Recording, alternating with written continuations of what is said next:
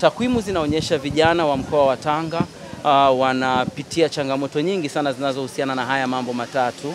Na Afya Check tulifanya utafiti kwa vijana wa Tanga mjini waliokuwa shuleni na waliokuwa nje ya shule, na kufahamu hasa katika maeneo haya ni changamoto gani hasa ambazo zinawakuta na kwa nini zinawakuta.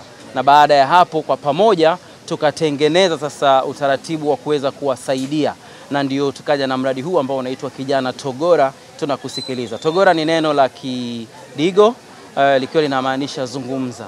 Kwa hiyo kikubwa tunachokuja kukifanya hapa ni kuzungumza na vijana na kuwasikiliza na kuwatafutia fumbuzi ambazo zitatokana na wao wenyewe. Halmashauri ya jiji tumepokea miradi mingi, pamoja na mradi huu unaozinduliwa leo. Ni pongezi kubwa sana kwa huu mradi.